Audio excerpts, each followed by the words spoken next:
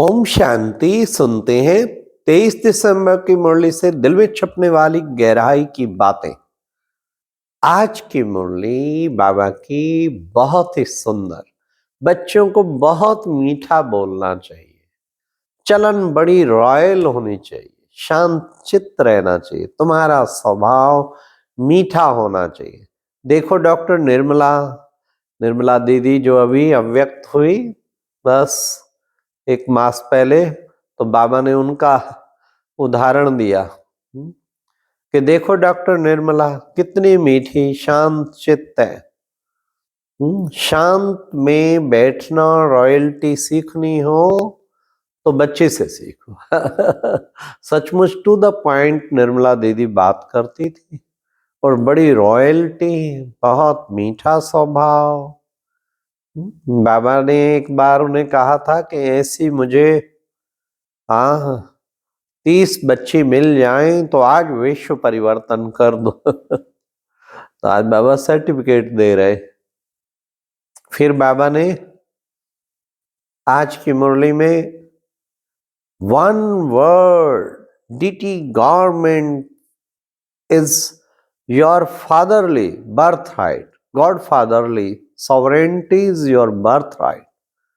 ऐसी बाबा world almighty authority बाबा के ऐसी डीटी, ऐसा देवी साम्राज्य स्थापन कर रहे हैं, तो तुम बच्चों को इसका नशा रहना चाहिए। फिर बाबा ने कहा बाबा आके तुम बच्चों को ज्ञान का नेत्र देता।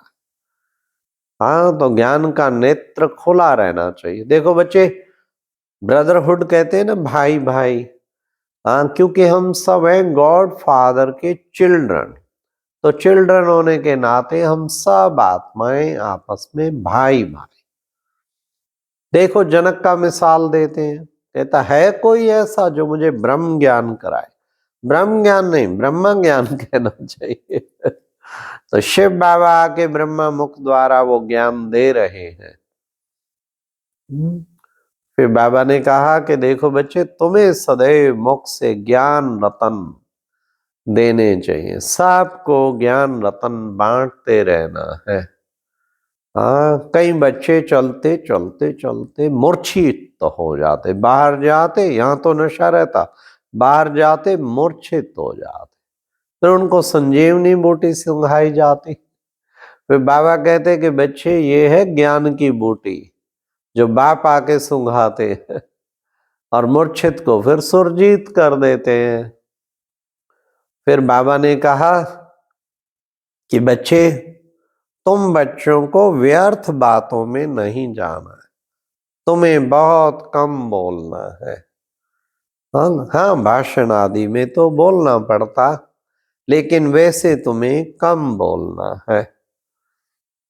फिर बाबा ने कहा देखो बच्चे, राधे कृष्ण से भी ज्यादा लक्ष्मी नारायण के मंदिर में देखो कितनी रौनक लगी होती।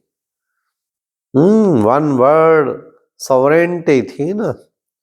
तो क्या किया बाबा ने कहा, तुमने सब कुछ शिव बाबा के आगे अपना तन मन धन अर्पण किया, जिससे तुम ऐसे लक्ष्मी नारायण जैसे बने। इस ब्रह्मा बाबा ने भी सब कुछ अर्पण कर दिया अपना। माताओं की कमेटी बनाई और उनको ट्रस्टी बना के उनके आगे सब अर्पण कर। बाबा ने सारी संपत्ति चल अचल सब बहनों की कमेटी के आगे अर्पण कर दिया। बाबा ने कहा इसको ट्रस्टी बनाया, इनको ट्रस्टी बना दिया। तो तुम बच्चों को भी अपना तन मन धन शिव बाबा के आगे अर्पण करना है। बाबा ने कहा, बाबा ने माताओं को आगे बढ़ाया है। बाप कहते हैं कि वंदे मातरम, वंदे मातरम। तो ऐसा बाबा हम बच्चों को बताते कि सदा जो है आगे रखने से हमारी सफलता स्वतः ही होती रहेगी। फिर बाबा ने कहा शिव बाबा तो है, आज का गीत ही था, तू प्यार का सागर है, तेरी एक बूंद के प्यासे हम। बाबा ने कहा वो प्यार का सागर भी है और पवित्रता का सागर भी है और शांति का सागर भी है, सुख का सागर भी है। तो इसलिए वो कितना बच्चों को प्यार करते हैं। फिर बाबा ने कहा गाया हुआ है ना, देखो बच्चे ग्रस्त व्यवहार में रहते जनक मिसल, जनक ने राज भी किया और न्यारे प्यारे भी रहे।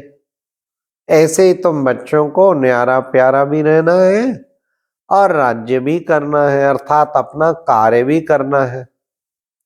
अच्छा बच्चे कहते हैं ना हाजरा हजूर, ईश्वर हाजरा हजूर नहीं, वो सर्वव्यापी नहीं है, बल्कि आत्मा हाजरा हजूर, हर एक के अंदर आत्मा है।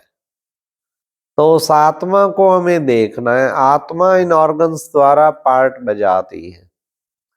तो बाबा आकर तुम बच्चों को त्रिकालदर्शी बनाते हैं। और प्यार का सागर क्या करता? प्यार का सागर आप स्वयं तुम बच्चों को भी प्यारा बनाता है। फिर बाबा ने कहा आत्मा ही पुण्य आत्मा और पाप आत्मा बनती है। अब तुम पुण्य बनते हो श्रेष्ठ कर्म करके, तन मन धन बाबा के आगे अर्पण करके, तो तुम अब पुण्य करते, पुण्य आत्मा बन जाते। पहले पाप आत्मा थे। फिर बाबा ने कहा पहले हम आसुरी कुल के थे, अब हम कहेंगे दैवी कुल के। हम सब कौन बन गए? हम हैं दैवी कुल के। हमें अब बाबा आके ज्ञान योग के द्वारा हम बच्चों को दैवी कुल का बना देते हैं। फिर बाबा ने कहा कि बच्चे देखो, तुम बच्चे इस योग अग्नि से ही तुम्हारे विक्रम विनाश होंगे। याद से कितनी ताकत आती है। ऐसा नहीं कि थोड़ा टाइम याद किया फिर सारा दिन खलास कहीं आते हैं क्लास में योग किया फिर सारा दिन खलास, ऐसा नहीं करना है।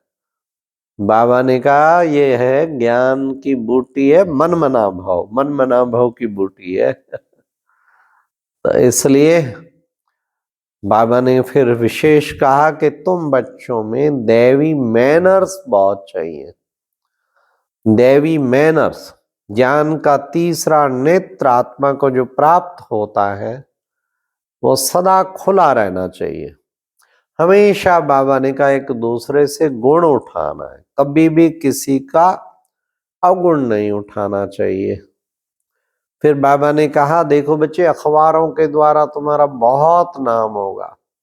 ये म्यूजियम का देखो कितना भबका है, इसको हजारों देखें। बाबा तो है सर्व का सदगति दाता। तो बच्चों को विचार सागर मंथन करना चाहिए। हाँ, फिर बाबा ने आज की मुरली में विशेष वरदान में कहा ज्ञान योग की शक्ति से हर परिस्थिति को सेकंड में पास करने वाले महावीर भव।